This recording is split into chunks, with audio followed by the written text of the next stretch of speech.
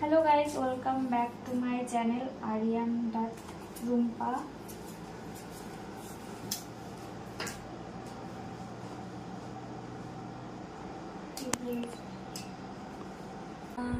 আজকে 11 জুন, আজকে আমার বার্থডে। আগের বছর তো বার্থডেটা করা হয়নি সেইভাবে, আরিয়ান ছিল না, আরিয়ান হায়দ্রাবাদ ছিল। রাত্রি 12টার সময় ফোন করে উইশ করেছিল, কারণ ওর নাইট ডিউটি ছিল। আর এবার ওর মানে একটা ইচ্ছা ছিল এবার বার্থডেটা খুব সুন্দর করে করবে, মানে নতুন কাজে জয়েন করেছে, মানে একটা ভালোভাবে মানে ভেবেছিল একটু বড় করে করবে। সোশ্যাল মিডিয়াতে অনেকবার বলেও ছিল যে রুম্পার বার্থডে আসছে, রুম্পার বার্থডেটা খুব সুন্দর করে করবো, আর সেটা তো আর সম্ভব হলো না। তো মারা যাওয়ার 2 দিন পরে আমি ওকে স্বপ্নে দেখেছিলাম।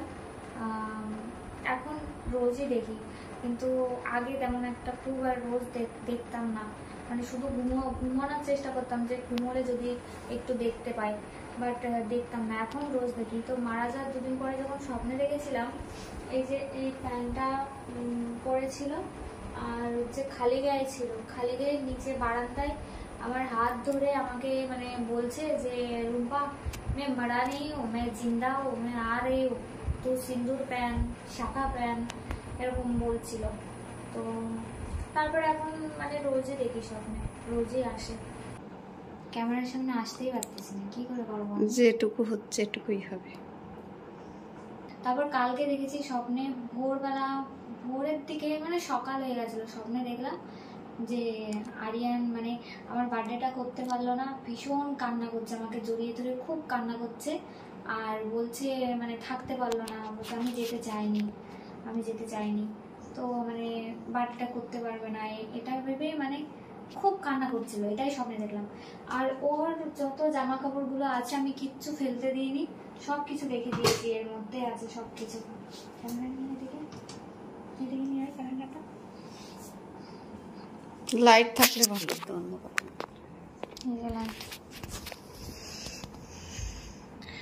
এইখানে ওর সব জামা কাপড়গুলো আমি রেখে দিয়েছি। মা বলেছিল অন্য ঘরে এগুলোকে রেখে দেবে, কিন্তু আমি কিচ্ছু দিইনি, সব আমার কাছে রেখে দিয়েছি। আমি কথাও বলতে পারছি না। এই বলটা হায়দ্রাবাদ থেকে নিয়ে এসেছিলো, মাঝে মাঝে খেলতো, রুমের মধ্যেই খেলতো। আর এই যে যখন অ্যাক্সিডেন্ট করেছিল এই সানগ্লাসটা ওর পকেটে ছিল। আর এই তুলসীর মালাটা নিয়েছিল, তুলসী মালাটা না ছিঁড়ে গেছিল। যখন ছিঁড়ে যায় তুলসী মালাটা আমাকে বলেছিল যে রুম্পা তুলসী মালাটা ছিঁড়ে গেল, কিছু হবে? আমি বললাম না না, আমিও তো ভালো বুঝতে পারিনি। আর এই যে হেডফোন, এই হেডফোনটা তোমরা অনেকে ভিডিওতে দেখবা যে ও হেডফোন মানে একটা ব্ল্যাক কালারের ড্রেস পরা, সেই ড্রেসটার সাথে মানে গাড়ি যখন চালিয়ে যেত এই হেডফোনটা নিয়ে যেত।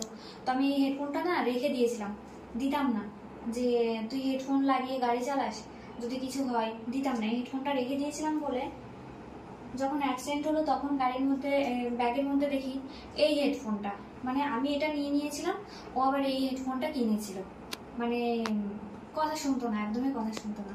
এটা আমি রেখে দিলাম, যার জন্য ও কি করলো আবার আরেকটা কিনে, এই যে এটা ব্যাগের মধ্যেই পেয়েছিলাম। আর এখানে ওর আগে জামা কাপড় আছে। কালকে যে স্বপ্নটা দেখেছিলাম সেই স্বপ্নটায় এই ড্রেসটা পরেছিল। এই জামাটা পরলে ওকে ভালোও লাগতো। হ্যাঁ, এই জামাটা না আমার পছন্দ হতো না, মানে আমি বলতাম এই জামাটা আমার ভালো লাগে না, কেমন যেন লাল আর কালো, ভালো লাগতো না। তো সোমার খুব পছন্দ ছিল, যখন রীতাদের বাড়িতে গেছিলাম এই ড্রেসটা পরেছিল। আমি বলেছিলাম যে এই ড্রেসটা কেন পরলি? বলছে সোমা बहुत पसंद करती है।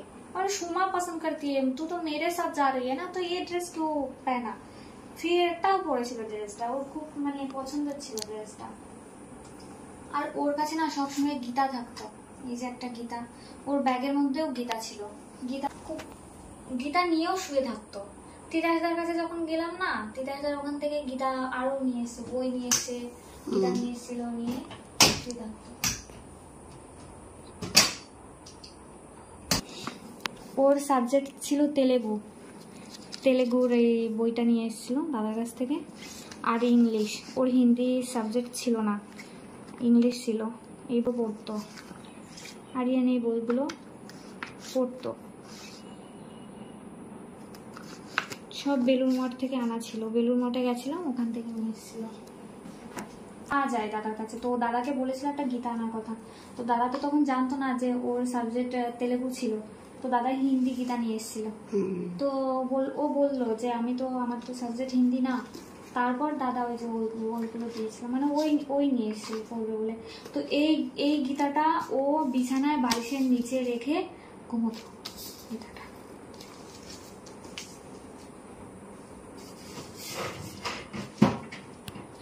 शंकर भगवान का भक्त था वो, মানে শঙ্কর ভগবানকে ভীষণ মানতো। আর আমি সব ভগবানকে মানতো, কিন্তু শঙ্কর ভগবানকে মানে সবসময় ডাকতো, স্মরণ করতো। আর আমি তো একটু কৃষ্ণ ভক্ত, তো এই যে আমি যেখানে যেতাম এটা আমার পার্সের মধ্যে সবসময় থাকতো, কৃষ্ণ।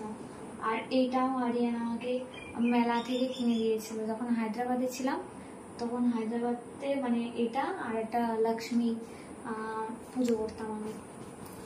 আর এই যে ওর বিছানা, এটা ওরই বালিশ, এসি না হলে ঘুমোতো না, এই যে এসি ওর লাগবেই।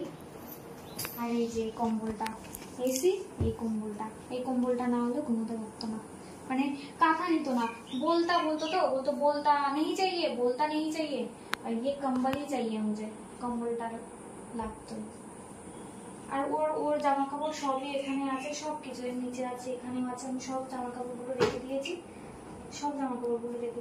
অ্যালবাম শুট করতে চাইছিল, 3টে অ্যালবাম শুট করতে চাইছিল, 3টের মধ্যে হয়তো 2টো আমি চেষ্টা করছি করার, কারণ স্টোরিগুলো ওরই ছিল, মানে ওরই স্টোরি, ওর খুব পছন্দের ছিল, তো 2টো আমি চেষ্টা করছি করার। আর একটা তো আমি পারবো না, কারণ ওটা একটু বেশি বাজেটের, আর আমার তো ভিডিও করতেই হবে, কারণ ভিডিও না করলে আমার চলবে না। তো আস্তে আস্তে আসছি ভিডিওয়ে। এটা আমার বোন ওকে গিফট করেছিল, আর এটা আমার বোন গিফট করেছিল, কারণ আমার না বডি স্প্রে একদম মানে গন্ধ আমি সহ্য করতে পারি না, আমি হচ্ছে ইউজই করতে পারি না এগুলো, আমি শুধু রেক্সোনাটাই ইউজ করি। তো মা আর আমার বোন খুব মানে বডি স্প্রে, ও মানে যখন বডি স্প্রে গুলো মানে লাগাতো না, মানে উপরে দাঁড়িয়ে নিচে পর্যন্ত সেন্ট চলে যেত, মানে